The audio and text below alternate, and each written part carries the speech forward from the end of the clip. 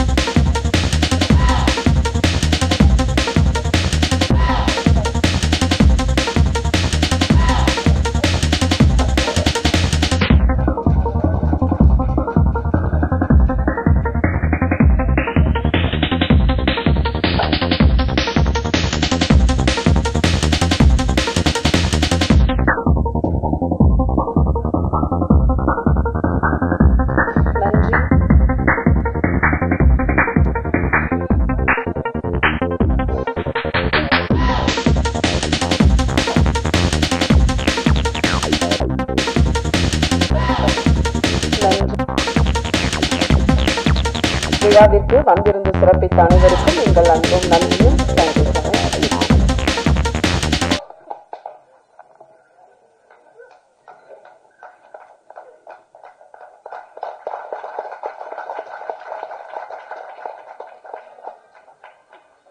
Siva sir, Srinivasan sir, உங்களுக்கு ஒரு வேண்டுகோள். அதாவது ஈழத்து மெல்லிசை மன்னருக்கு மிகப்பெரிய உள்ள பாராட்டு விழா நடக்குது. இந்த விழாவில் ஒரு சின்ன விழாவா நாங்களும் ஒரு விழா நடத்துகிறோம். அதாவது தமிழ் சினிமாவில் ஆண்டுக்கு 250 படங்களுக்கு மேல வெளியாகுது. அந்த படங்களுக்கு இசை வெளியீட்டு விழா, பட அறிவிப்பு விழா, இப்படி நிறைய விழாக்கள் நடக்குது. இந்த விழாக்கள்ல நிறைய தொகுப்பாளினிகள் அந்த சினிமாவை நல்ல பிரபலப்படுத்துவாங்க நல்ல வார்த்தைகளால. அந்த மாதிரி ஒரு நல்ல தொகுப்பாளனி நம்முடைய கவிதா அவர்கள், பத்திரிகையாளர் கவிதா அவர்கள். அதாவது கிட்டத்தட்ட ஏராளமான படங்களுக்கு, அதாவது இந்த வருஷம் 250 படம் ரிலீஸ் ஆயிருக்குன்னா அதுல பெரும்பான்மையான படங்களுக்கு இவர் தான் தன்னுடைய அழகு தமிழால் அற்புதமான வார்த்தைகளால் தொகுப்புரை வழங்கியிருக்காங்க. அவங்களுக்கு உங்களுடைய அந்த வாழ்த்தை தெரிவிக்கணும் சார். நன்றி.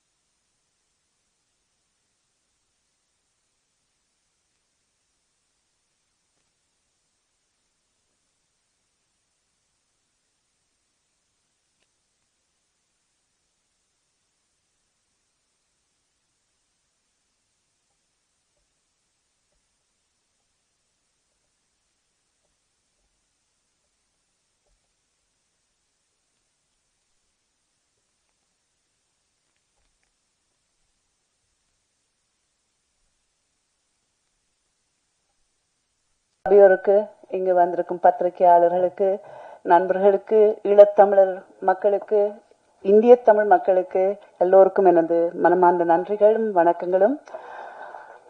அது மட்டுமில்ல, இன்னைக்கு இவ்வளவு ஒரு குறுகிய, இவ்வளவு அரசியல் ரீதியில இவ்வளவு பரபரப்பா எல்லாம் நடந்து கொண்டிருக்கும் பொழுதும் திருச்சி சிவா அவர்கள் இந்த மேடையை அலங்கரிக்கிறது எங்களுக்கு ஒரு பெரிய மகிழ்ச்சியான ஒரு தருணம். மிகவும் நன்றி உங்கள் வரவேற்க ஐயா. திருச்சி சிவா சாரை பத்தி நான் சொல்ல தேவையில்லை, உங்க எல்லாருக்கும் அவரை பத்தி தெரியும். 2007ஆம் ஆண்டுல இருந்து ராஜ்யசபால எங்களுடைய எம்பியாக தமிழ் மக்களின் சார்பில் எங்களுக்காக தன்னுடைய குரல் கொடுத்து எங்களின் தேவைகளை அங்க பூர்த்தி செய்யறதுக்காக வாதாடி போராடி வரும் ஒரு நல்ல அரசியல்வாதி மட்டுமல்ல, ஒரு நல்ல மனிதன்.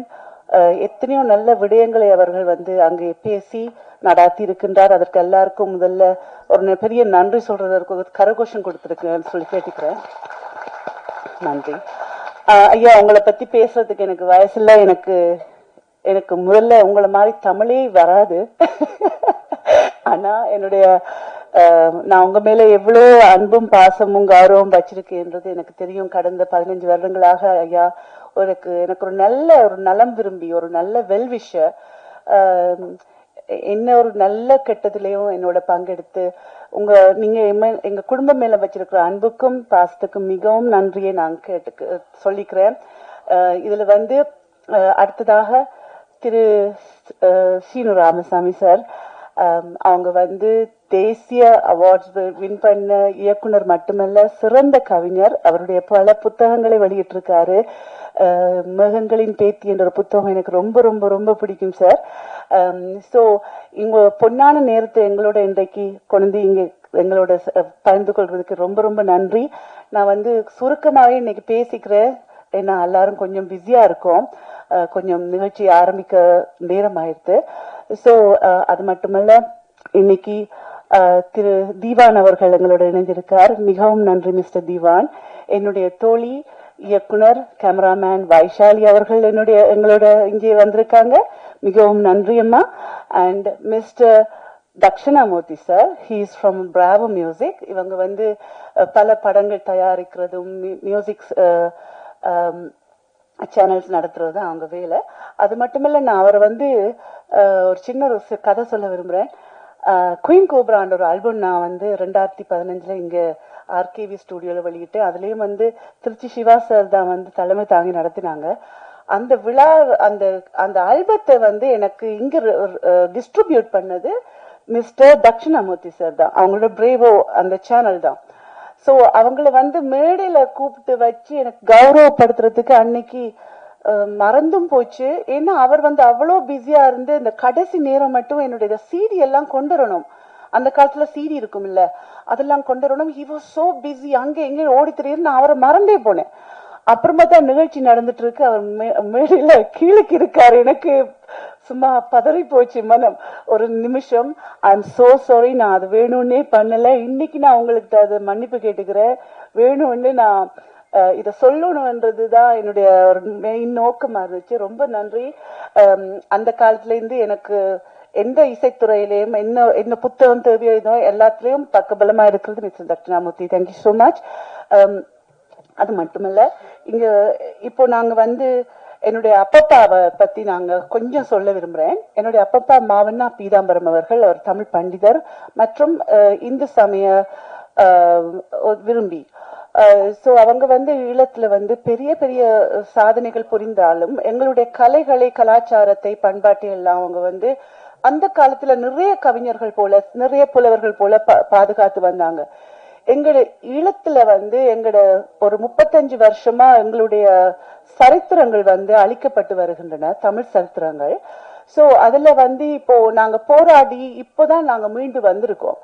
இந்த கட்டத்துல என்ன மாதிரி பல தமிழர்கள் வந்து தங்களுடைய சரித்திரங்களை தேடி அதுல பதிவு செய்துட்டு இருக்காங்க. அந்த வகையில தான் என்னுடைய அப்பாவும் என்னுடைய அப்பப்பாவை பற்றி அந்த நினைவு மலரை ஒரு மீள்பதிவு செய்திருக்காங்க. அதுலதான் இந்த வந்து பிள்ளைப்பாட்டு கவிஞர் விப்ள பீதாம்பரம் தமிழ்ச்சுடர் என்ற அந்த புத்தகம். இந்த புத்தகம் வந்து ஒரு நினைவு மலரா இருந்தாலும் அதுல வந்து பெரிய விஷயங்கள் எல்லாம் இருக்கு. என்னுடைய அப்பப்பா வந்து ஒரு சுவாமி விபுலானந்தரின் முதலாவது மாணவர் என்றது மட்டுமல்ல, அதுல பல விஷயங்கள், பல சரித்திர விஷயங்கள் எல்லாம் அதுல அடங்கி இருக்கு. அதை நீங்க உங்களால் முடிந்த அளவுக்கு படிச்சு பாருங்க. ஏன்னா இது வந்து எங்களுடைய சரித்திரத்துல, இலங்கையில் நடந்த ஒரு சரித்திரத்துல ஒரு சின்ன ஒரு அங்கம் என்றாலும் நாங்க அதை பதிவு செய்ய வேண்டும். ஏன்னா ஒவ்வொரு சின்ன சின்ன சின்ன துண்டா எங்களை அழிச்சுட்டே வந்ததால எங்களுக்கு அங்கே இது தமிழர் பூமி தானா என்ற ஒரு கேள்வியே கேட்டுக்கிற அளவுக்கு இப்ப இருக்கோம். சோ அது தமிழர் பூமி தான். ஆனால் நாங்க வந்து இந்த போரால நிறைய ஞாபகங்களை, நிறைய கலாச்சாரத்தை, நிறைய பண்பாட்டை, நிறைய உண்மைகளை அழித்து மறைத்து எங்களை ஒதுக்கி வைத்திருக்கின்றார்கள். அது இன்னும் நடந்துட்டு இருக்கு. ஆனால் எதிர்காலத்தில் அது வந்து இப்படிப்பட்ட புதிய புதிய பதிவுகளால் எங்களுடைய நெக்ஸ்ட் ஜெனரேஷனுக்கு, எங்களுடைய அடுத்த வாரிசுகளுக்கு நாங்க அதில் சொல்ல வேண்டும் என்று நான் தாழ்ந்து உங்களுடைய வேண்டிக் கொள்கின்றேன். அடுத்ததாக என்னுடைய அப்பா ஈழத்து மெல்லிசமரன் எம்பி பரமேஷ், அவர் தன்னுடைய தமிழ் எல்லாத்தையும் கத்துக்கிட்டது அப்ப பார்த்துதான். ஆனா அது பிறக்கும் போது கலைஞர்கள் என்று சொல்லுவாங்க. நான் தலைக்கணத்துல பேசுறேன்னு நினைக்காதீங்க. நாங்க கற்றுக்கொண்டு சில கலைகளை செய்யலாம். பிறவி கலைஞன்ன்றது அது வேற எக்ஸ்ட்ரீம் லெவல். நான் இப்படிப்பட்ட அம்மாக்கும் சரி, அம்மா சங்கீத பூஷணம் சிவமாணி பரமேஷ் அவங்களுக்கும் சரி, இப்படிப்பட்ட ஒரு அப்பாக்கும் சரி, நான் ஒரு மகளா பிறந்தது ரொம்ப ரொம்ப நான் பாக்கியமா நினைக்கின்றேன். என்னுடைய கடமைகள் சிலது இருக்கின்றது. ஏன்னா எங்க குடும்பத்துல இனி ஒரு இசை வாரிசு இருக்குமான்றது கேள்விதான். ஏன்னா நாங்க எல்லாரும் வெளிநாட்டுல வாழ்ந்துட்டு இருக்கோம். சோ அந்த வெளிநாட்டுல எங்க தமிழ் மொழியையே நாங்க காப்பாத்துறது ரொம்ப போராடிட்டு இருக்கோம். என் குழந்தைங்களுக்கு நான் தமிழ் மொழி கத்துக் கொடுக்கறதுக்கு ரொம்ப கஷ்டப்படுத்திருக்கேன். கொஞ்சம் கொஞ்சம் புரியும், அவங்களுக்கு பேச மாட்டாங்க. சோ இந்த கலாச்சாரம் பண்பாடு எல்லாம் அவங்களுக்கு கற்றுக்கொள்றதுக்கு வாய்ப்பே இல்லை. இனி அவங்க திருமணம் பண்ண போறது எங்க தமிழ் பெண்களான்றது அதெல்லாம் கேள்விக்குறிதான். சோ இது என்னுடைய குடும்பத்தில் வரும் கடைசி வாரிசு நான். ஈழத்து மெல்லிசை மன்னனின் எம்பி பரமேஷின் கடைசி வாரிசு நான் தான். சோ அதனால நான் இது என்னுடைய ஒரு பெரிய பொறுப்பாக வச்சிருந்தேன். என் அப்பாவை இங்க மரியாதை கொடுத்து அவருக்கு நல்ல கௌரவம் கொடுக்கணும் என்ற ஒரு ஆசைதான் இந்த விழா. அதான் அவங்க சொல்லியிருந்தாங்க முப்பெரும் விழான்னு சொல்லி. அப்பா எழுதின புத்தகம். நான் அப்பாக்கு செய்யற கௌரவம். நான் மட்டுமில்ல, என்னுடைய சகோதரங்கள் எல்லாரும் ஜெர்மனில இருக்காங்க, பாத்துட்டு இருக்காங்க. அவங்க எல்லாரும் சேர்ந்து நாங்க செய்யற ஒரு பெரிய கௌரவம் எங்களுடைய அப்பாக்கும் எங்களுடைய அம்மாக்கும். எங்களுடைய அம்மா இறந்துட்டாங்க. அவங்க ஆசீர்வாதத்துல எல்லாம் நடந்துட்டு இருக்குன்றது நான் உறுதியாக நம்புகின்றேன். இதுல எனக்கு கிடைச்ச பெருமை என்னன்னு சொன்னா, இந்த தாய்க்கும் ஈழத்து மெல்லிசமரன் எம்பி பரமேஷ் அவர்களுக்கும் ஒரு மகளாக பிறந்து என்னையும் ஒரு பெண் என்று சொல்லி அடக்காம, எனக்கு எப்போ இசையில் ஆர்வம் வந்துச்சோ பண்ணிக்கோன்னு சொல்லி விட்டுட்டாங்க. சோ அதை என்ன கட்டுப்படுத்தி இருந்தா நான் தொடர்ந்து இது பண்ணிருக்க மாட்டேன். அதுக்கு நான் முதல்ல என்னுடைய அப்பாவுக்கும் நன்றி சொல்லிக்கிறேன். அதே மாதிரி என்னுடைய அம்மா, அவங்க இப்ப எங்க கூட இல்லை என்றாலும் அவங்க வார்த்தைகள் தான் என்ன எப்பவும் வளர்த்துட்டு வழிநடத்திட்டு வந்திருக்கு. நன்றியம்மா, நீங்க எங்க இருந்தாலும் உங்க ஆசீர்வாதம் எங்களுக்கு வேணும். அடுத்ததாக சின்ன ஒரு விஷயம் நான் சொல்ல விரும்புறேன். ஈழத்து கலைஞர்கள் என்று சொன்னா நாங்க ரொம்ப கஷ்டத்துல, அதாவது ரொம்ப பாடுபடுவோம். உங்களுடைய முயற்சிகளை எல்லாம், படைப்புகளை வெளியில கொண்டு வர்றதுக்கு, எல்லாத்தையும் நடத்துறதுக்கு, ஒரு அங்கீகாரம் பெறுவதற்கு நாங்க ரொம்ப ரொம்ப ரொம்ப கஷ்டப்படுவோம். ஏன்னா இங்க நீங்க ஒரு சிஸ்டம் வச்சிருக்கீங்க. ஒரு ப்ரொடியூசர் இருப்பாரு, ஒரு டைரக்டர் இருப்பாரு, ஒரு ஆர்டிஸ்ட் இருப்பாங்க, நடிக்க வருவாங்க. அது இவங்க தான் ஒரு அமைப்பு இருக்கு. எங்க ஈழத்துல அது உருவாகும் முதல்ல எங்களுக்கு போர் எல்லாத்தையும் அழிச்சிடுச்சு. சோ இப்போ கூட நாங்க இப்போ எங்க யங்ஸ்டர்ஸ் ஒரு படம் எடுத்தாலோ இல்லாட்டி ஒரு பாடலை செய்தாலோ அந்த 64 கலைகளும் என்று சொல்லுவாங்கல்ல, அது ஒருத்தன் இல்லாட்டி 2 பேர் செய்து இருப்பாங்க. அதாவது நீங்க ஒரு டிரெக்டர் என்று சொல்றது, அவர் எங்க இயக்குனர் இயக்குனராகவும் இருப்பாங்க, அதே சமயத்துல ஆடைகள் ஹேர் ஸ்டைலிஸ்டா இருப்பாங்க, ஆடைகள் எடுத்து கொடுப்பாங்க. அந்த அந்த துறைகளை எல்லாத்தையும் ஒருத்தன் கவனிக்க வேண்டிய ஒரு கட்டாயம் இருக்கும். ஏண்டா எங்களுக்கு அதனால வருமானம் இல்லை. சோ இந்த இந்த போட்டி இருக்குல்ல, இந்த ஈழத்து கலைகள் இந்திய கலைகள் என்ற போட்டியை நாங்க எப்பவும் கம்பேர் பண்ணக்கூடாது. அதாவது ஒரு ஈழத்து படத்தை விட ஒரு இந்தியன் படம் எப்பவும் நல்லா தான் இருக்கும். ஏன்னா நீங்க எங்களுக்கு எல்லாம் மூத்தவங்க, நீங்க சொல்றதுதான் நாங்க பார்த்து பார்த்து கத்துட்டு வர்றோம். எங்களுக்கு ஒரு பாடசாலையோ இல்லாட்டிக்கு இப்போ நாடகம் கற்றுக்கொள்வதற்கு இடமோ கூட்டு என்னன்னு சொல்லுவாங்க, கூத்துப்பட்டறையோ அப்படியோ அந்த விஷயங்கள் எங்ககிட்ட இல்ல. சோ நீங்க இங்க இருக்கிற மக்கள் எங்களுக்கு அதை கத்துக் கொடுங்க.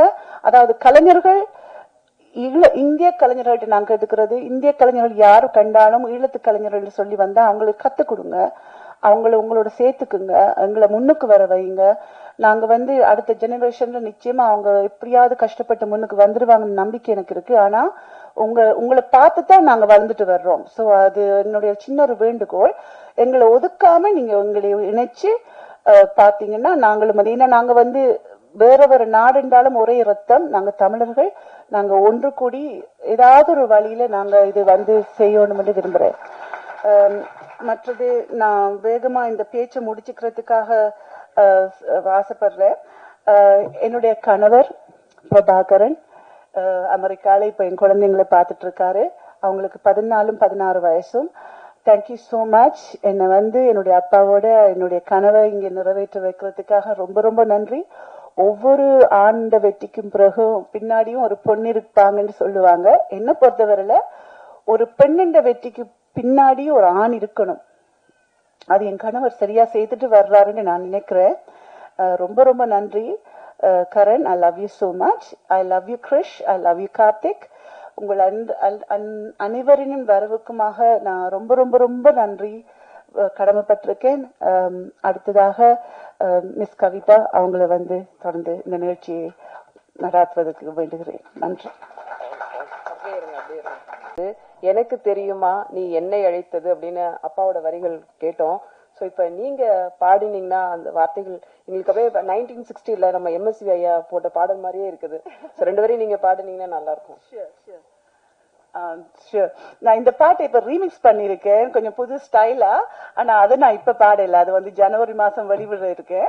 சோ இப்ப வந்து என்னுடைய அப்பா என்னுடைய அம்மாக்காக எழுதிய காதல் கடிதம் எப்படி அது வந்து இலங்கை வானொலியில் பதிச்சு கொண்டு கொடுத்தாங்க என்று சொல்லி ஒரு சின்ன கதை ஒண்ணு இருக்கு. அது நான் சொன்ன வந்தா அது பெரிய பெரிய கதையாயிரும், நேரம் போயிடும். சோ ஒன்லி பாடுறேன். உனக்கு தெரியுமா நான் உன்னை நினைப்பது, எனக்கு தெரியுமா நீ என்னை அழைப்பது, மணக்க முடியுமா மலர் பருத்தெடுக்காமல், மாலையாகுமா அதை தொடுத்தெடுக்காமல், படிக்க முடியுமா தொடர்கதை தொடராமல், படிக்க முடியுமா தொடர்கதை தொடராமல், பாட முடியுமா ஒரு இசை எடுக்காமல், பாட முடியுமா ஒரு இசை எடுக்காமல், உனக்கு தெரியுமா நான் உன்னை நினைப்பது, எனக்கு தெரியுமா நீ என்னை அழைப்பது, உனக்கு தெரியுமா நான் உன்னை நினைப்பது, எனக்கு தெரியுமா நீ என்னை அழைப்பது. நன்றி நன்றி நன்றி.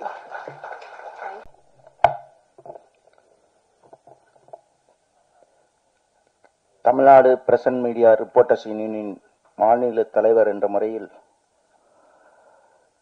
இந்த விழாவிற்கு பெருமை சேர்க்கக்கூடிய அளவில் இந்த புத்தகத்தை வெளியிட்டு எம்பி அவர்கள் வெளியிட எம்பி பரமேஸ்வரர் அவர்களுடைய இந்த புத்தக வெளியீட்டு விழா சிறப்பாக நாடாளுமன்ற எங்களது தமிழ் பேச்சாலும் எங்கள் உள்ளத்தை கொள்ளை கொண்டிருக்கும் ஐயா சிவா அவர்களை நான் பாராட்ட கடமைப்பட்டுள்ளேன். அதேபோல் இங்கு அழகாக நம்மளையெல்லாம் இயக்குனர் சீனிவாசன் அவர்களுக்கும் இந்த நேரத்தில் இந்த புத்தகத்தை வழங்கி எங்களுக்கு ஒரு கம்பீர தோற்றத்துடன்,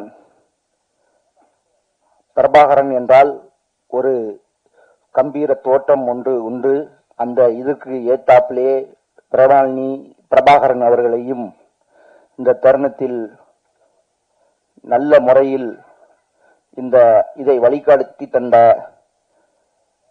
PRO அவர்களுக்கும், இந்த நூல் வெளியீட்டு விழாவில் மெல்லிசை என்றால் நாம் எங்கொழுதும் கேட்கக்கூடிய மெல்லிசை, எங்கு சென்றாலும் நமக்கு மனதுக்கு இனிமையை கொடுக்கக்கூடிய மெல்லிசை, நான் இங்கு அவர்களை பாராட்ட வரவில்லை, வாழ்த்து பெற வந்து இருக்கிறேன். ஏனென்றால் என்னுடைய வயதோ 47 அவர்களுடைய நம்மளுடைய ஜெர்மனியிலிருந்து இங்கு வந்து இந்த புத்தகத்தை வெளியிட நம்மளது MP பரமேஸ்வர் ஐயா அவர்கள் இங்கு தேர்ந்தெடுப்பதற்கு நமக்கும் தமிழ்நாட்டுக்கும் பெருமை சேர்த்திருக்கக்கூடிய வகையில் இருக்கிறது. நீங்கள் உங்கள் கரகோஷங்களை எழுப்பலாம்.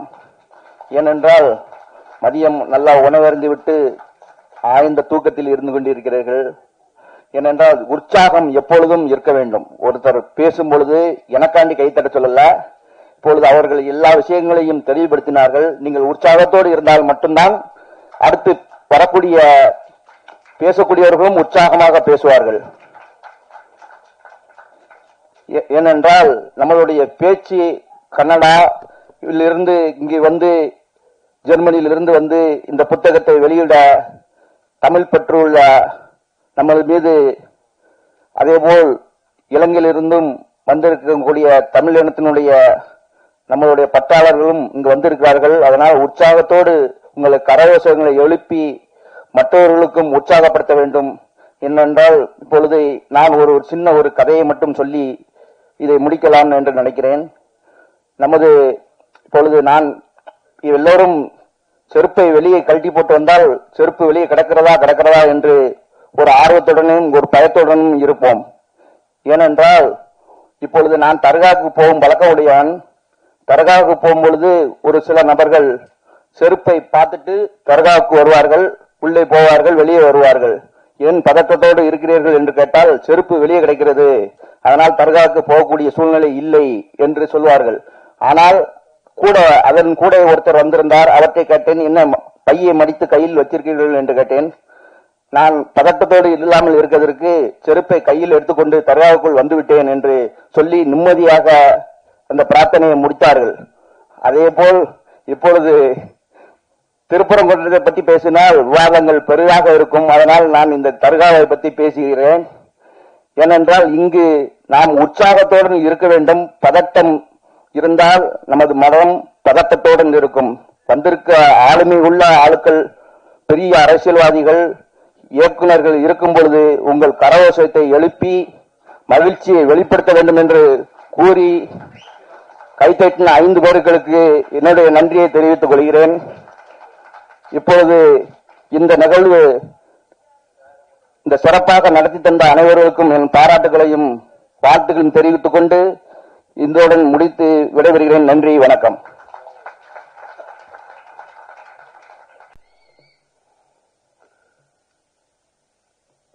யாரோ ஒரு ஆள் விசில் அடிச்ச மாதிரி தெரிஞ்சு. அண்ணன் வேற மேடையில் இருக்காரு. இது என்னோட ஏற்பாடு நினைக்க மாட்டாரா? இதுக்கு எனக்கு சம்பந்தமே கிடையாது. இது ஏதோ ஒரு திட்டமிட்ட சதின்னு நினைக்கிறேன். இல்ல யாருன்னே தெரியல. நம்ம வளர்ச்சியில் அக்கறையுள்ள ஒரு 2 பேர் பின்னாடி உட்கார்ந்து விசிலடிக்கிற மாதிரி தெரியுது. ரொம்ப நன்றி. அந்த 2 பேருக்கு முதல்ல நன்றி. அனைவருக்கும் என்னுடைய அன்பான வணக்கம். இந்த டெல்லி குளிர்கால கூட்டத்தொடர்ல அந்த குளிர்கால கூட்டத்தொடருக்கே ஒரு உஷ்ணமா இருக்கக்கூடிய திருச்சி நாடாளுமன்ற உறுப்பினர், கலா ரசிகர், என் அருமை அண்ணன் திருச்சி சிவா அவர்களே, அண்ணன் சிவா அவர்களை பத்தி சொல்லணும்னா, அவர் ஒரு பாராளுமன்ற உறுப்பினராக, மக்கள் தொண்டராக, கொள்கை பேசுபவராக, உண்மையிலேயே பேசுவதற்காகவே படைக்கப்பட்ட ஒரு பிறப்பாக, ஒரு ஒரு ஆயுதமாக தான் நமக்கு தெரியும். நான் அவருடைய பேச்சுக்கு மிகப்பெரிய ரசிகராக இருந்தேன். ஆனால் உண்மையிலேயே பிரபாலினி அவர்களுக்கு இந்த நேரத்தில் அண்ணன் திருச்சி சிவா அவர்களை இந்த விழாவுக்கு அழைச்சதுக்காக முதல்ல என்னுடைய தனிப்பட்ட பாராட்டை நான் தெரிவிச்சுக்கிறேன். ஏன்னா அண்ணன் பேசுவது மட்டுமல்ல, மிக இனிமையாக பாடக்கூடியவர். அதுவும் மொழியின் ருசி அறிந்து, கவிதையின் ருசி அறிந்து அனுபவித்து அதை பாடக்கூடிய, அது பழைய பாட்டுலாம் அண்ணன் பாட சொல்லி நீங்க கேட்கணும். குறிப்பாக ஹிந்தி பாடல்கள்லாம் ரொம்ப அற்புதமா பாடுவாரு. அதாவது இசைக்கு இசை ஒரு சர்வதேச மொழி. அந்தந்த ஊர்ல அவங்களோட தாய்மொழியில அது பாடப்படுது. அதனால உலகத்தில் இருக்கக்கூடிய எல்லா மொழி பாடல்களையும் அவர் கேட்பார். அண்ணன் அவர்கள் ஹிந்தி பாடல்களை மிக அற்புதமாக பாடுவார். அதே மாதிரி தமிழ் பாடல்களை, தர்மதுரை வெளியான அந்த இரவு, நான் எடுத்த தர்மதுரை திரைப்படம் வெளியான அந்த இரவில் எனக்கு என்னை தொலைபேசியில் தொடர்பு கொண்டு இந்த படம் மாபெரும் வெற்றி பெறும் என்று முன்கூட்டியே சொன்னவர். அந்த படத்தை அங்குலங்கலமாக அவர் ரசித்தவர். அதிலிருந்துதான் நான் அவரோடு ஐக்கியமான, நான் எடுக்கும் எல்லா படங்களையும் முன்கூட்டியே அவருக்கு நான் காட்டி விடுவேன். அப்படி இந்த அண்ணன் திருச்சி சிவா அவர்கள் இருக்கிற மேடையில், அவர் அருகில் நான் இருப்பது எனக்கு ரொம்ப பெருமை. அந்த வாய்ப்பை எனக்கு தந்த பிரபாலனிக்கு என்னுடைய நன்றி.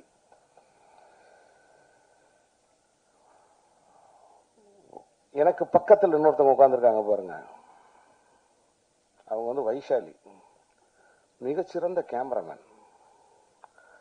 அவங்களும் இவங்களும் சேர்ந்துதான் அந்த இலங்கையில் அந்த ஆட்டம் போட்டது. ஷூட்டிங் இலங்கையில,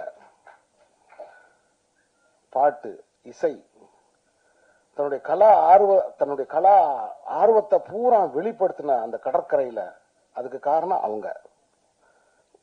மிகச்சிறந்த ஒளிப்பதிவாளர்.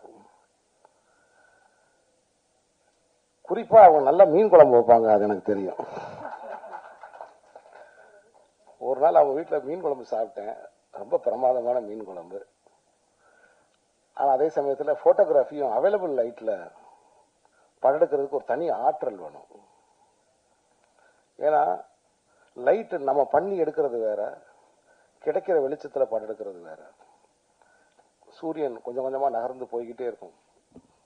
ஸோ அதுக்கு தகுந்த மாதிரி அந்த அவைலபிள் போட்டோகிராஃபிங்கிறது ரொம்ப கஷ்டம். அதுல அவங்க ஒரு மிகச்சிறந்த ஒளிப்பதிவாளர். நான் பிரபாலனி அவர்களை நான் பார்த்த உடனே, பழக ஆரம்பிச்ச உடனே நான் உண்மையிலே நினைச்சேன், ஒரு தகப்பனுக்கு மகள் என்றால் இப்படி பிறக்கணும். ஒரு தகப்பனுக்கு மகள் என்றால் இப்படி பிறக்கணும். அண்ணன் திருச்சி சிவா அவர்களோடு நான் பழகியவன்ற முறையில் அவருடைய 2 பெண் பிள்ளைகளும் அவர் அப்படி ரெண்டு உள்ளங்கையில வச்சு தாங்கிறத நான் பக்கத்துல பார்த்திருக்கேன். என்னை சிற்றப்பா என்று அழைக்கக்கூடிய அந்த பிள்ளைகள், அதுல ஒருத்தவங்க கவிஞர், தன் தந்தையை பற்றி அதாவது இந்த விழாவுக்கும் அண்ணன் திருச்சி சிவா அவர்களுக்கும் ஒரு டிஸ்கனெக்டட் கனெக்ஷன்ஸ் இருக்கு. என்ன, எப்படி இந்த பிரபாலனி தன் தந்தையை தன் உயிரில சுமந்துகிட்டு இருக்காரோ, அது மாதிரி அண்ணனுடைய பிள்ளைகள் இருவரும் அண்ணனை தன் உள்ளங்கையில தாங்கிறத நான் பக்கத்துல பார்த்திருக்கேன். தன் தந்தைக்காகவே ஒரு கவிதை நூலை ஒரு மகள் மூத்தவள் எழுதியிருக்காங்க. சின்ன பாப்பா, அது வேற மாத்தி சொல்லி, அப்ப நைட் நான் திட்டு வாங்க முடியாது, போன் பண்ணி சித்தப்பா இப்படி நீங்க மாத்தி சொல்லிட்டீங்களே அப்படி. சோ அண்ணனுக்கு என்னுடைய வணக்கம். இந்த பிரபாலனி பத்தி சொல்லணும்னா, நீங்க பாக்குற தோற்றத்துக்கும் அவங்களோட நீங்க பழகி பாத்தீங்கன்னா ஒரு குழந்தை மாதிரி, அது பழகினா தெரியாது, ஒரு குழந்தை மாதிரி தன் தந்தையை அவளுக்கு உயிருக்கு உயிரா நேசிக்கிற ஒரு ஒரு சகோதரி. இந்த ஜெனரேஷன்ல தான் இப்படிப்பட்ட பிள்ளைங்களை பார்க்க முடியும். அடுத்த ஜெனரேஷன்ல இப்படி இருக்குமான்றதுக்கு உத்தரவாதம் நான் சொல்ல முடியாது. ஏன்னா வெளிநாட்டில் இப்ப பிரபாலனிக்கு இருக்கிற இதே தவிப்பு தான் ஏறக்குறைய உலக லெவல்ல இருக்கக்கூடிய, இந்தியாவில் இருக்கக்கூடிய எல்லா பெற்றோர்களுடைய மன தவிப்பாயிருச்சு. ஏன்னா அதாவது படிச்சுக்கிட்டு இருக்கிற குழந்தைகள் பார்க்கறதுக்கு தொடங்கிருச்சு. சின்ன வயசுல இருந்து எல்லாத்தையும் பார்க்க ஆரம்பிச்சிருச்சு. அதுகளுக்கு எதன் மீதும் ஒரு தீவிரமான ஒரு பிடிப்பு, ஈடுபாடு, நம்பிக்கை அப்படிங்கிறது குறைஞ்சுக்கிட்டே இருக்கு. எல்லாத்தையுமே பார்த்துருது. எல்லா ஆச்சரியங்களும் ஒரு குழந்தைக்கு 10 வயதுக்குள் முடிந்து விடுகிறது. ஏன்னா படிக்கிற எல்லாருமே பார்க்கறதுக்கு ஆரம்பிச்சிட்டோம். இப்படி இருக்கிற இந்த இணைய வாழ்வுல பார்க்கிற எல்லாமே குடிப்பதற்கு தண்ணீர், பணம், இனி கொஞ்ச நாள்ல சுவாசிக்கிறதுக்கு பணம் வந்துடும்.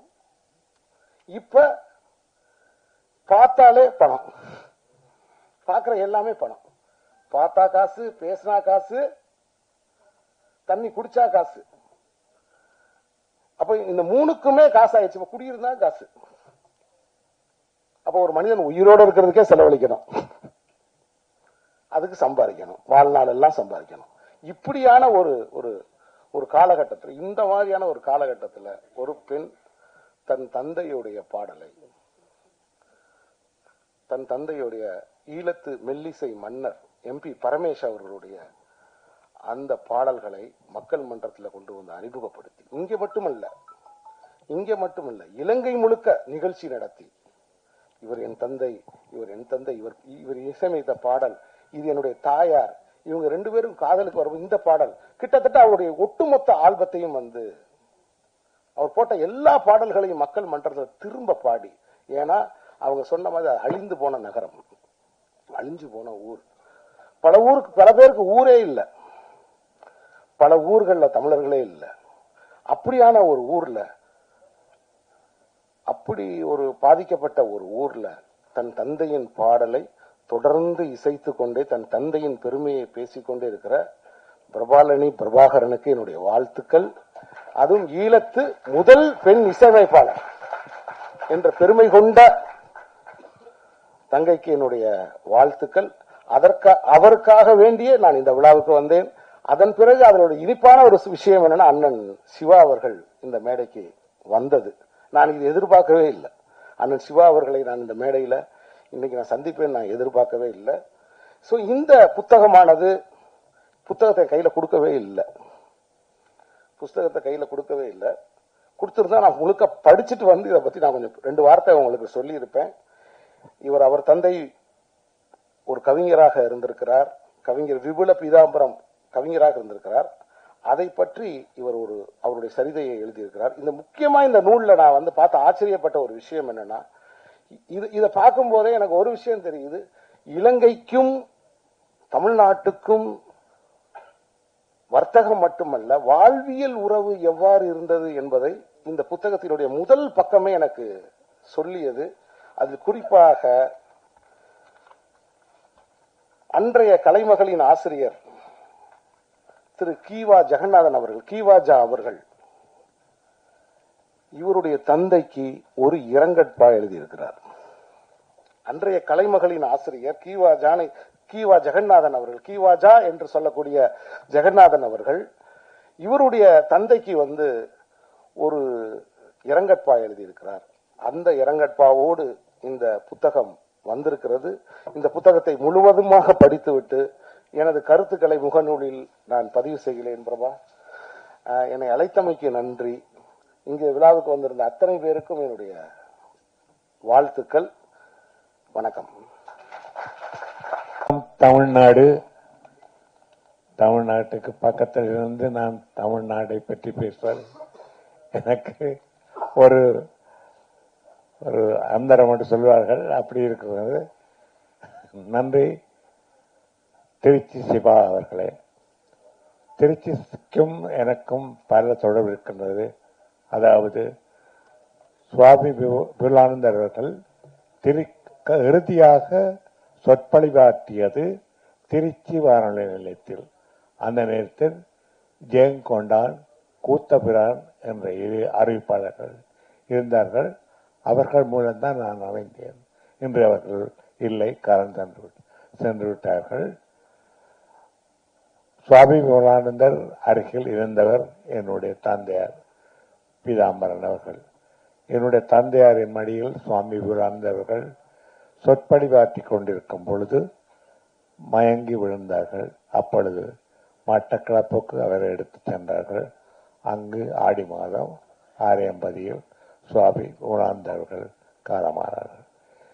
அந்த தொடர்பிலோ என்னவோ எனது மகளுடைய குயின் கோப்ரா நிகழ்ச்சிக்கும் வருகை தந்து இந்த நிகழ்ச்சியிலும் வந்து எனக்கு நிகழ்ச்சிக்கு தலைமை தாங்கிய திருச்சி சிவா அவர்களுக்கு நான் மீண்டும் மீண்டும் நன்றி சொல்லிக் கொள்கின்றேன்.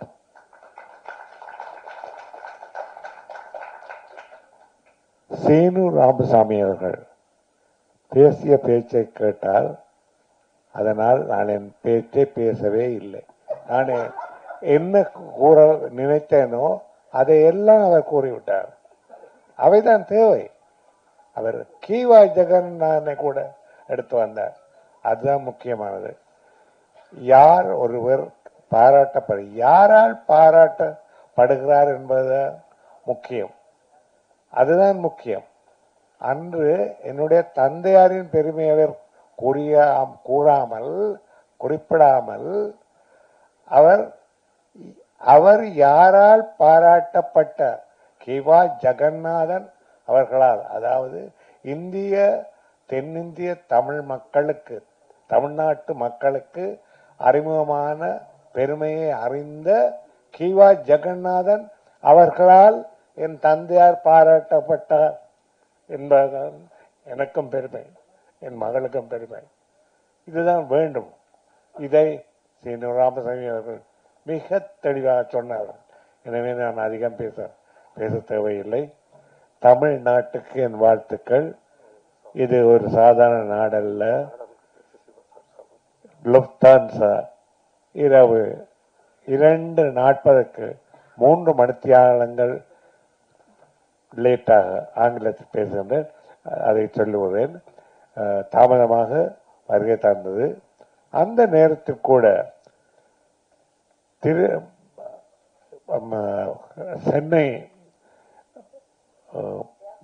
ஏர்போர்ட் வெட்ட வெளிச்சமாக, என்ன இது திரும்பவும் நான் அமெரிக்காவுக்கு வந்து இறங்கி விட்டேனா என்று, ஏதும் பழுது வந்து விட்டதா என்று நான் கேட்கவில்லை மகளிடம். ஆனால் அப்படி இருந்தது. கண்கொள்ளா காட்சி. சும்மா நினைக்காதீர்கள். இன்னும் 10 வருடங்களுக்குள் அமெரிக்காவை விட 10 மடங்கு சிறப்பாக நம் தமிழ்நாடு வந்துவிடும்.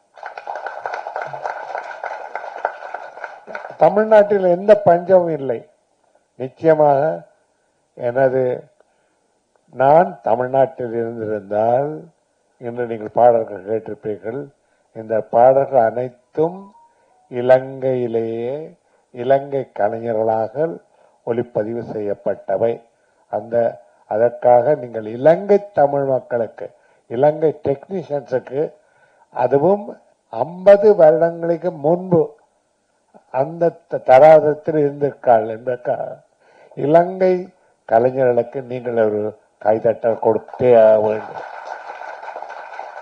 இதை மட்டும்தான் நான் கூறுவேன். சகலவற்றையும் என்னை பற்றியோ இந்த இலங்கை புத்தகத்தை பற்றியோ சீனு ராமசாமி அவர்கள் தாராளமாக கூறிவிட்டார்கள்.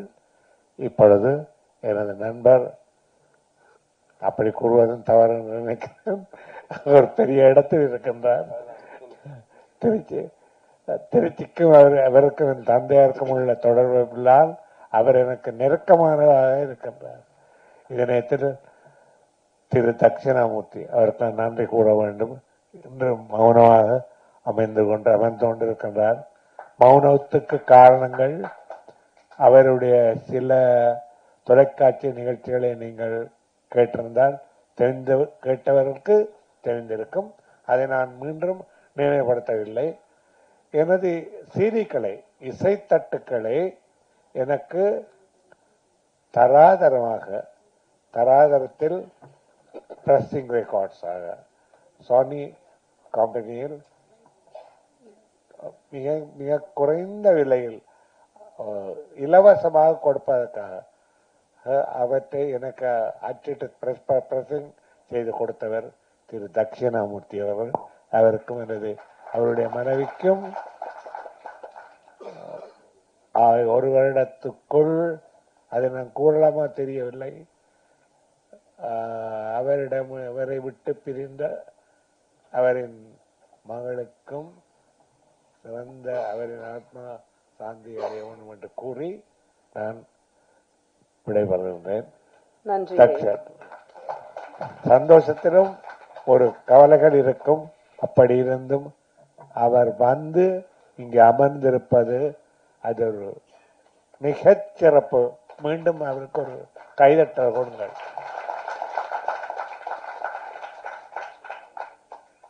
என்னை இங்கு தங்க வைத்து எங்களது சுயத்துடனும் நன்றியோ அல்லது எப்படி சொல்வது, நன்றி தான், அதை விட எதை சொல்வது, எனக்கு உபசரிப்பை கொடுத்த வைஷாலி அவர்களுக்கும் எனது நன்றியை கூறி விடைபெறுகின்றேன்.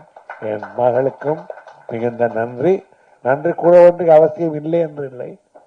பெற்றோர்க்கு பிள்ளைகள் இந்த கடமையை செய்ய வேண்டும் என்பதை எடுத்து காட்டவே நான் இதை தமிழ்நாட்டில் இந்த நிகழ்ச்சியை செய்ய வேண்டும் என்று ஆசைப்பட்டேன். மீண்டும் கூறி விடைபெறுகின்றேன்.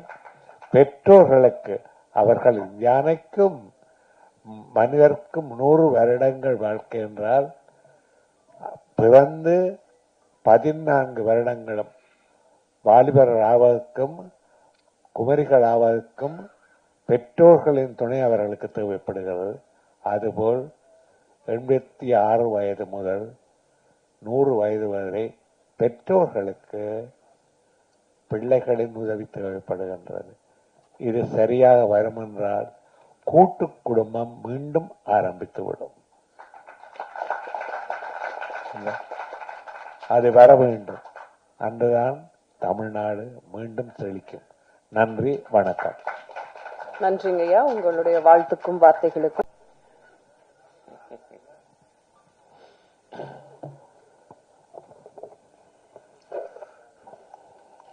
ஈழத்து மெல்லிசை மன்னர் நம்முடைய அன்பிற்கினிய பி. பரமேஷ் அவர்களுக்கு அவருடைய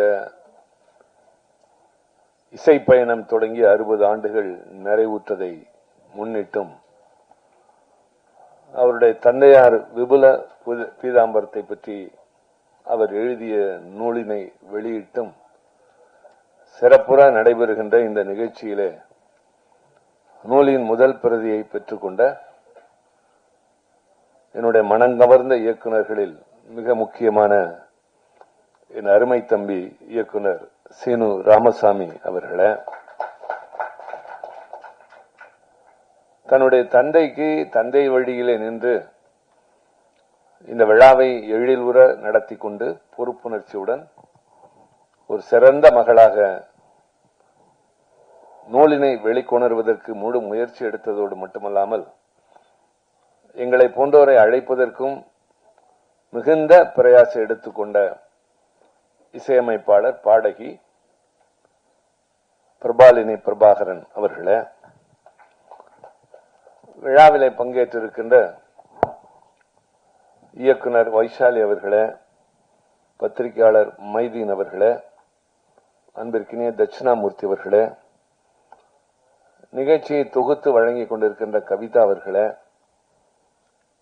PRO தம்பி குமரேசன் அவர்களே, விழாவினுடைய நாயகனாக அமர்ந்திருக்கின்ற ஐயா பரமேஷ் அவர்களே, நிகழ்ச்சியிலே பங்கேற்றிருக்கின்ற ஈழ நாட்டு சொந்தங்களே, தமிழ்நாட்டின் சொந்தங்களே, பத்திரிகையாளர்களே, சிறப்பு அழைப்பாளர்களே, உங்கள் அனைவருக்கும் என்னுடைய அன்பான வணக்கம். மிகைப்படுத்தி அவர்கள் யாரும் கூறவில்லை.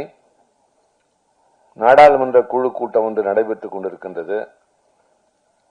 அதில் இருந்து கடந்து வந்து காலையில் தமிழ்நாடு அரசினுடைய சுற்றுலாத்துறை தமிழ்நாட்டில் உள்ள சிறப்பான விழாக்களை பற்றி, திருவிழாக்களை பற்றி இந்து குழுமத்தின் சார்பில் இணைந்து வெளியிட்ட ஒரு நூலினை வெளியிட்டு இப்பொழுது உங்கள் நிகழ்ச்சியை முடித்து மீண்டும் நான் நாடாளுமன்ற குழு கூட்டத்திற்கு சென்று மாலையில் பொதுக்கூட்டத்தில் கலந்து கொள்ள வேண்டிய ஒரு கடமையும் பொறுப்பும் உள்ளவனாக வந்திருக்கின்றேன். இத்தனை பணிகளுக்கு இடையிலே இதற்கு முக்கியத்துவம் தந்ததற்கு பல காரணங்கள் உண்டு.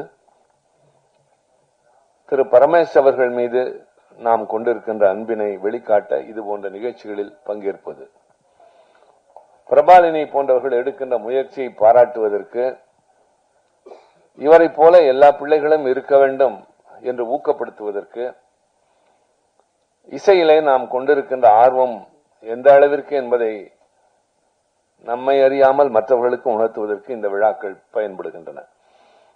ஆக இருக்கின்ற பணிகளை காட்டி வர இயலவில்லை என்று சொல்வதில் எனக்கு உடன்பாடு இல்லை. சிறிது நேரம் இருக்கலாம் என்று வந்தவனை நீண்ட நேரம் இருக்க வைத்தார்கள். இருந்ததில் ஒன்றும் வருத்தமில்லை.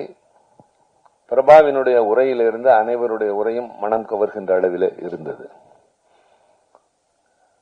தம்பி சீனு அவர்கள் பேசுகிற போது பலவற்றை எடுத்து சொன்னார்.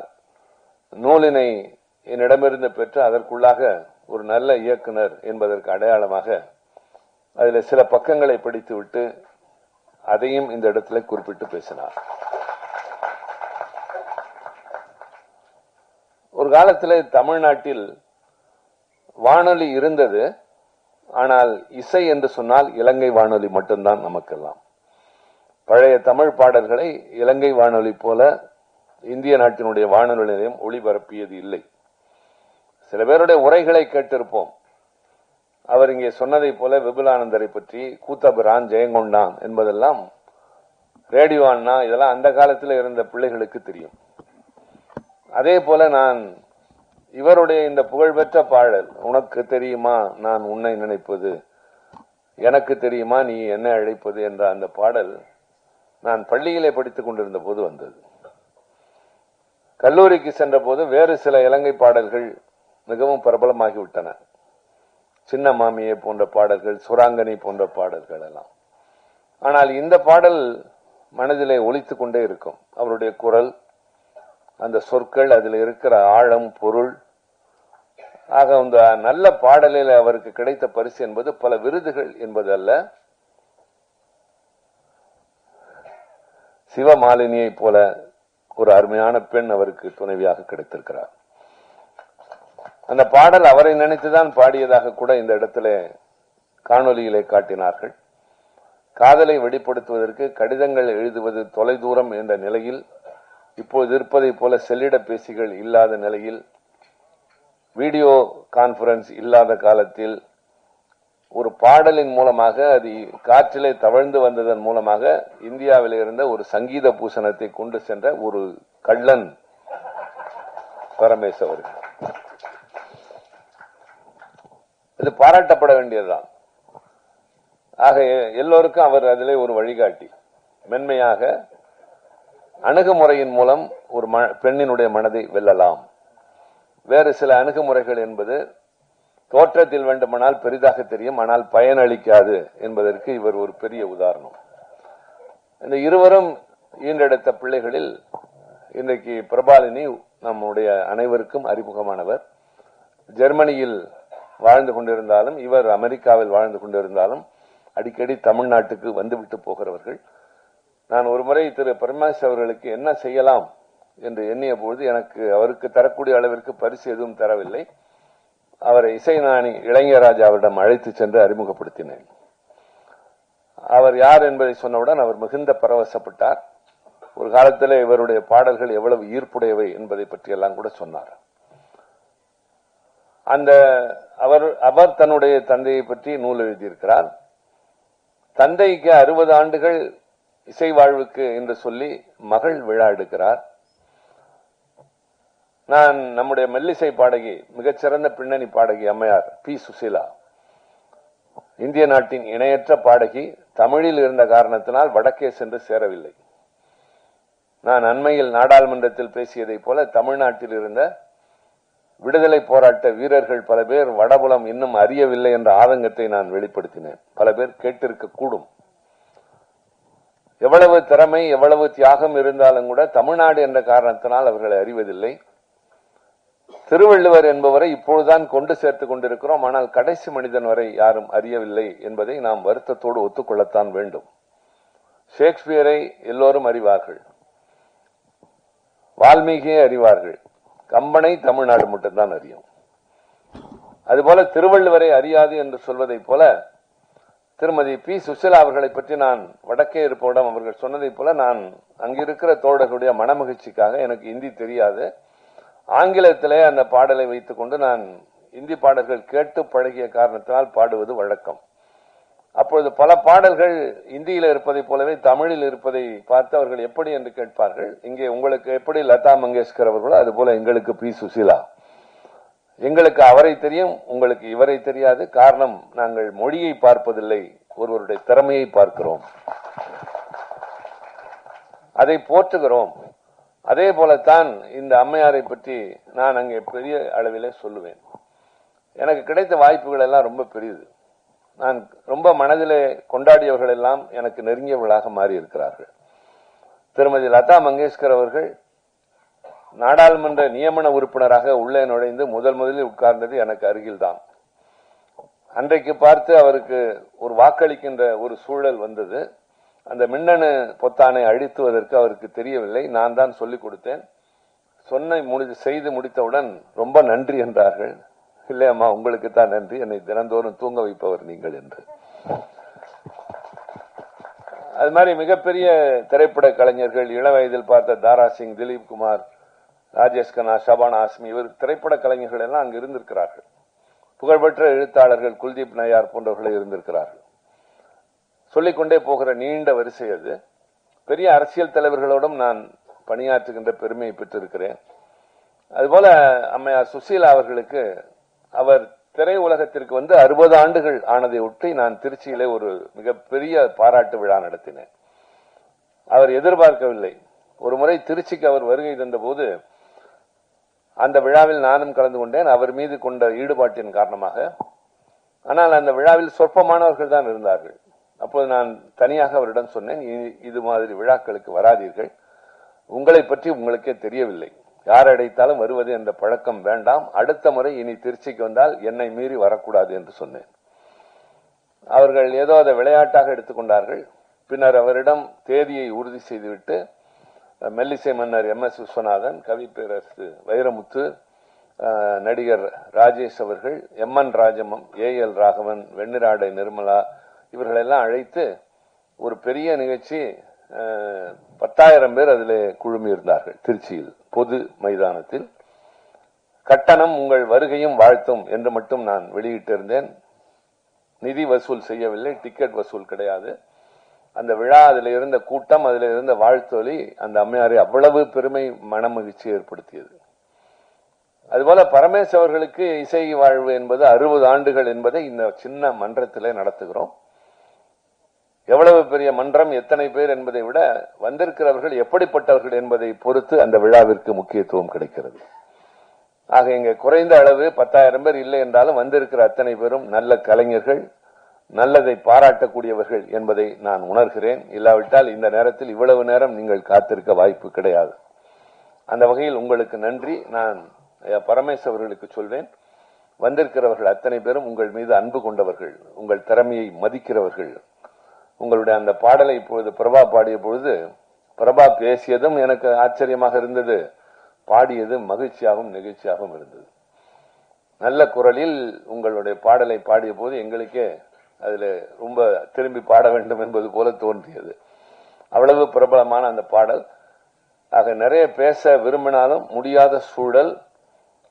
இங்கே நிறைய பேச வேண்டும் என்பதும் அவசியமில்லை. ஒரு அருமையான தந்தையை பற்றி அவருடைய மகன் நூல் எழுதியிருக்கிறார். நன்றி அவருக்கு, இவர் அவருக்கு காட்டிய நன்றி. அந்த தந்தைக்கு விழா எடுக்கிறார் இந்த அன்பு மகள்.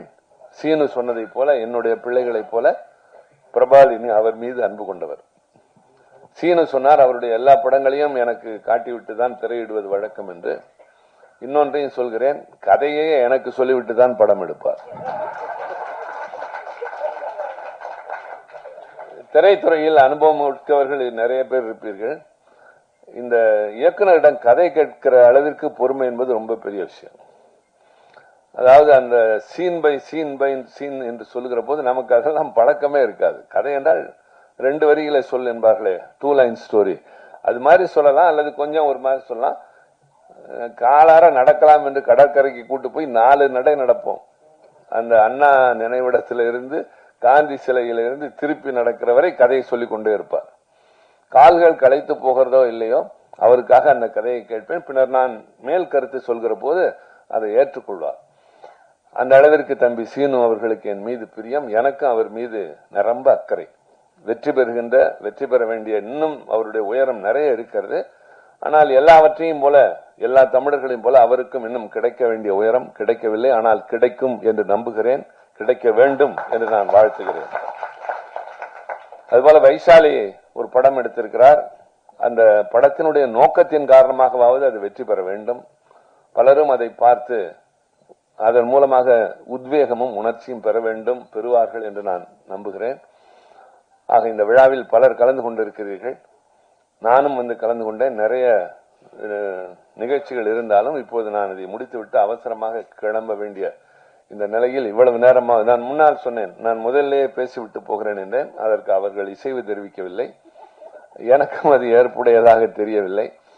எனவே வந்த இடத்தில் அவசரப்பட்டு செல்வதை விட நான் காலையிலிருந்து ஓடிக்கொண்டே இருக்கிறேன். இரண்டாவது விழாவில் முதலில் வேண்டாம் என்று சொல்லிவிட்டு எனக்கு நிலைமை தெரிந்து அங்கேயே கொஞ்சம் லேசாக உணவருந்திருக்கிறேன். இப்போது நேராக அடுத்த நிகழ்ச்சி, அது முடிந்தால் முகம் கழுவிக்கொண்டு அடுத்த நிகழ்ச்சிக்கு சென்று நாளை கோவை சென்று பின்னர் அடுத்த நிகழ்ச்சிகளை தொடர வேண்டும் என்ற நிலையில் எங்கள் கடமை தொடர்கிறது. எங்கள் கடமை இப்படி தொடர்வதோடு மட்டுமில்லை, நாடாளுமன்றத்தில் உங்களுக்காக குரல் ஒலித்துக் கொண்டே இருக்கின்றது. நான் இங்கே அரசியல் பேசவில்லை, ஆனால் இந்த நாட்டில் பல சங்கடமான சூழ்நிலைகள் இருக்கின்றன. நாடாளுமன்றம் என்பது கருத்துக்களை பகிர்கின்ற ஒரு மன்றம், விவாதங்கள் நடக்கின்ற மன்றம். ஒருவர் கருத்து சொன்னால் அதை பேச சொல்லி கேட்டு அதற்கு பதில் சொல்கின்ற மன்றம் என்பதெல்லாம் மலையேறிவிட்டது. எங்களை போன்றவர்கள் எங்களுடைய இயல்புகளை, தன்மைகளை மறந்து பேசுவதற்கு வாய்ப்பு கேட்டு போராடுவதும், உரத்த குரல் எடுத்து கத்துவதும், பின்னர் பேசுகிற போது அதற்கு குறுக்கீடு வருவதும், அதையும் மீறி எல்லாவற்றையும் பதிவு செய்கிறோம் என்கிற சங்கடங்கள் எல்லாம் எங்களுக்கு இருக்கின்றன. நான் சொல்வது மீண்டும் சொல்கிறேன், அரசியல் இல்லை. நாடாளுமன்ற ஜனநாயகம் நிலைத்திருந்தால்தான் இந்திய நாட்டின் ஜனநாயகம் நிலைத்து நிற்கும். உலகத்தின் தலை சிறந்த ஜனநாயக நாடு நம்பர் 1 இந்தியா தான் என்கின்ற பெயரை பெற்றிருக்கிறோம். ஆக அந்த இடத்திலும் கூட நிதானம் இழக்காமல், பொறுமை இழக்காமல் கடமை ஆற்ற வேண்டும். இந்த நாட்டினுடைய மக்கள் ஜனநாயகத்தை, மக்களுக்கான குரலை ஒலிக்க வேண்டும் என்று கடமை ஆற்றிக் கொண்டிருக்கிறோம். இப்படி வருகிற போது உங்களை சந்திக்கிற நேரத்தில் நீங்கள் வாழ்த்தினால் அந்த வாழ்த்து எங்களுக்கு உற்சாகத்தை தரும். அதன் மூலமாக உத்வேகம் பெறுவோம். பெயரளவிற்கு என்று ஒரு பொறுப்பை வைத்துக் கொள்ளாமல் கடமை ஆற்றிக் கொண்டிருக்கிறோம். அந்த கடமைக்கு இட இதுவும் ஒரு கடமைதான். இலக்கியம் என்பது நம்முடைய வாழ்வின் ஒரு அங்கம். தமிழனை போல் வாழ்வில எல்லாம் பெருந்தியவன் யாரும் இல்லை. வீரம் இருந்தது, காதல் இருந்தது, மானம் இருந்தது, கலை இலக்கியத்தில் ஆர்வம் இருந்தது. உலகத்திற்கு வழிகாட்டியாக வாழ்ந்தவன் தமிழன், உலகத்தில் உயர்ந்து நின்றவன் தமிழன், எல்லோரையும் அரவணைத்து சென்றவன் தமிழன். உன் ஊர் எது என்று கேட்டபோது எல்லா ஊரும் என் ஊர் என்று சொன்ன பரந்த மனப்பான்மை தமிழனுக்கு மட்டும்தான் இருந்தது. உன் உறவினர் யார் என்ற போது என் சாதிக்காரன் என்று சொல்லவில்லை, எல்லோரும் என் உறவினர் என்று சொல்லிதான் யாதும் ஊரே யாவரும் கேள்வின்றோம். தம்பி சீனு சொன்னார், ஒரு ஊர் அழிந்து விட்டது என்றார். இல்லை தம்பி, அழிக்கப்பட்டது. கண்ணீரும் கம்பளையுமாக இவர்கள் எல்லாம் அங்கிருந்து தப்பி ஓடி பதறி வந்தது. 1.5 லட்சம் இன்னும் அகதிகள் இங்கு இருக்கிறார்கள், குடியுரிமை இல்லாமல். குடியுரிமை இல்லை என்றால் அங்கும் செல்ல முடியாது, இங்கும் செல்ல முடியாது, வேறு எங்கும் செல்ல முடியாது. அவர்களுக்கு ஆதார் அட்டை கிடையாது, அவர்களுக்கு ஓட்டுரிமை கிடையாது, உழைத்து சம்பாதித்தால் ஒரு சொத்து வாங்க முடியாது. அதற்காக அவர்களுக்கு குடியுரிமை வேண்டும் என்று நான் கொண்டு வந்த ஒரு திருத்தத்தை அந்த நாடாளுமன்றத்தில் தோற்கடித்தார்கள். அதற்கும் தமிழர்கள் தான் காரணம். நான் வேறு எதையும் சொல்ல விரும்பவில்லை. அது மாதிரி பல நேரங்களில் இவர்களை நினைத்து கண்ணீர் விட்டிருக்கிறோம், கை கொடுத்திருக்கிறோம், காப்பாற்ற வேண்டும் என்று துடித்திருக்கிறோம். இப்பொழுது ஓரளவிற்கு இங்கு வந்திருக்கிறவர்கள் நல்ல நிலையில் இருக்கிறார்கள், அங்கு இருப்பவர்கள் இன்னும் வதங்கி கொண்டுதான் இருக்கிறார்கள். ஒரு காலத்தில் யாழ்ப்பாணத்தினுடைய நூலகம் எரிக்கப்பட்டது, யாழ்ப்பாணத்திலே ஒலிக்கப்பட்ட அந்த இலங்கை வானொலியின் குரல் நெரிக்கப்பட்டது. அதுல கேட்ட அருமையான இந்த தமிழ் மொழி இருக்கிறது அல்லவா, மொழி, அவர்கள் பேசுகிற மொழியே ஒரு அழகு மொழி, கொஞ்சு மொழி. நாம் பேசுவதெல்லாம் தமிழ் மொழி, செம்மொழி, அது கொஞ்சு மொழி. கேட்கிற போதே அப்படி உற்சாகமாக உணர்ச்சியாக இருக்கும். பேச சொல்லி கேட்டுக்கொண்டே இருக்கலாம் போல இருக்கும். பிரபாலினியை நான் பார்ப்பதில்லை, பேசுவதைத்தான் கேட்பேன். சீனு தான் பார்த்து கொண்டிருப்பார், அவர் இயக்குனர் என்ற காரணத்தால். அதனால்தான் அவர் சொன்னார் தோற்றத்திற்கும் குணத்திற்கும் சம்பந்தம் இல்லை என்று சொன்னார். எனக்கு பிரபா தொலைபேசியில் பேசினாலும் சரி, நேரில் பார்த்தாலும் சரி, அந்த தமிழும் அந்த குரலும் மட்டும்தான் என் காதில் கேட்கும். அதை இன்றைக்கு இசையாகவும் கேட்டேன். மகிழ்ச்சி பிரபா. வந்திருந்த அனைவருக்கும் நன்றி. உங்களை மீண்டும் சந்திப்போம். நன்றி, வணக்கம்.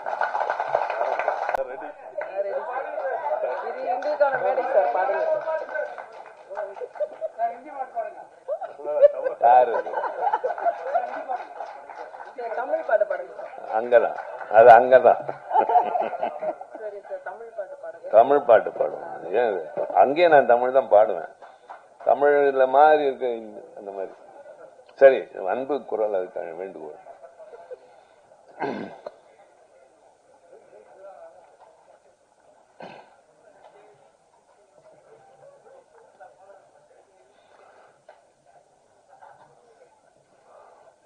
மௌனமே பார்வையால் ஒரு பாட்டு பாட வேண்டும், நாணமே ஜாடையால் ஒரு வார்த்தை பேச வேண்டும்.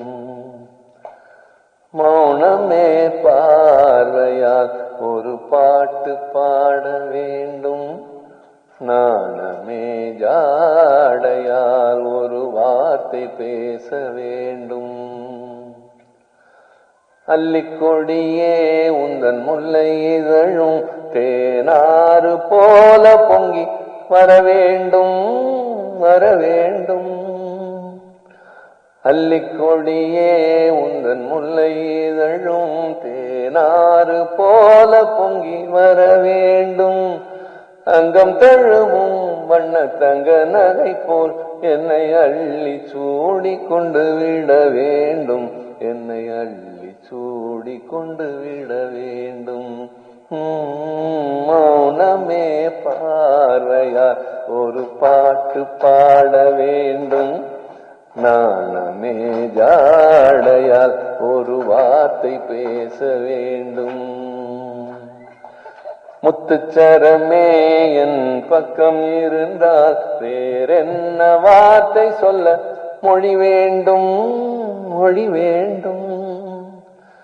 முத்துச்சரமே என் பக்கம் இருந்தால் வேறாத்தை சொல்ல என் மொழி வேண்டும். முன்னம் இருக்கும் இந்த சின்ன முகத்தில் பல மொழிகள் பாடம் பெற வர வேண்டும், பல மொழிகள் பாடம் பெற வர வேண்டும். மௌனமே பார்வையால் ஒரு பாட்டு பாட வேண்டும், நாணமே ஜாடையால் ஒரு வார்த்தை பேச வேண்டும்.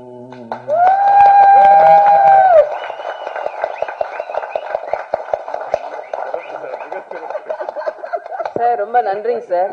சீனு ராமசாமி சார் வந்து உங்களுக்கு கதையெல்லாம் டிஸ்கஸ் பண்ணாங்களே, உங்களை நடிக்க என்னைக்காவது கூப்பிட்டுருக்காங்களா சார்? பாட்டு பாட கூப்பிட்டீங்களா? இப்போது சார் அவர்கள் வந்து பிரபாலினி மேடம் அவர்களுக்கு மரியாதை செய்வாங்க. PRO குமரேசன் அவர்களுக்கும் ஒரு சின்ன மரியாதை.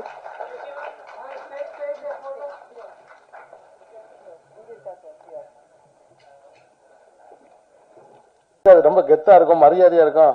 திருச்சி சிவானே நடிக்கிறீங்களான்னு கேட்டேன். ஆனா அவர் அப்ப வந்து நாடாளுமன்ற பணிகளை ரொம்ப பிஸியா இருந்தனால நடிக்க மாட்டேன்ட்டாரு. நான் 2-3 தடவை கேட்டேன். அதுக்கப்புறம் தான் நடிகர் ராஜேஷ் அவர்களை நான் அதுக்கு பிக்ஸ் பண்ணேன். ஆனா அப்பயே நடிச்சிருந்தாருன்னா தொடர்ந்து தமிழ் சினிமால ஒரு முக்கியமான நடிகராக வந்திருப்பாரு. அதை நான் மிஸ் பண்ணிட்டேன் நம்ம. ஆனா இப்பதான் தெரியுது அவர் நம்ம பாட வச்சிருக்கணும்னு. ரசிகர்களுடைய வேண்டுகோளுக்கு இணங்க வந்து நம்ம பாட வச்சிருவோம் அவரை. அடுத்த படத்துல நம்ம பாட வச்சிருவோம். நன்றிண்ணா.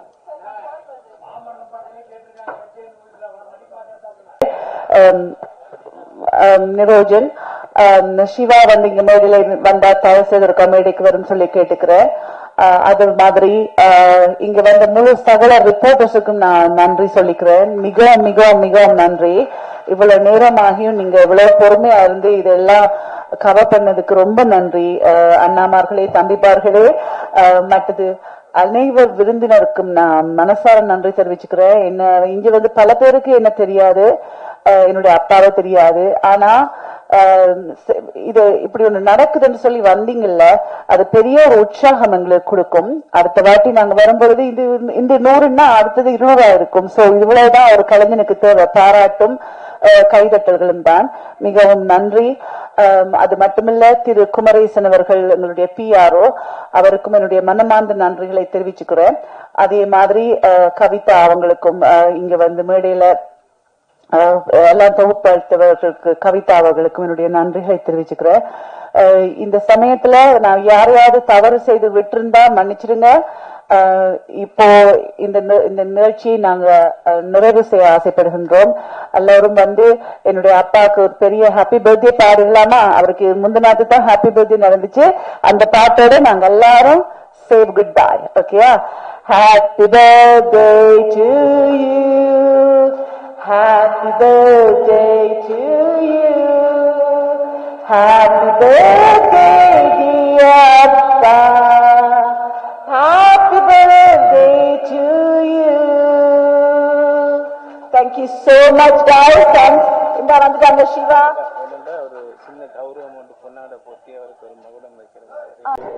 பெருமக்களுக்கு அன்பு வாழ்த்துக்கள்.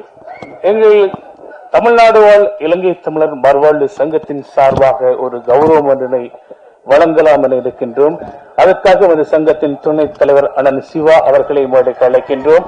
அதனோடு எங்களது ஆலோசகர் அண்ணன் ஆனந்தன் மற்றும் சங்கத்தின் இணை செயலாளர் மனு மற்றும் முகிலன் அவர்களையும் மேடைக்கு அழைக்கின்றோம் அந்த கௌரவத்தை வழங்குவதற்காக.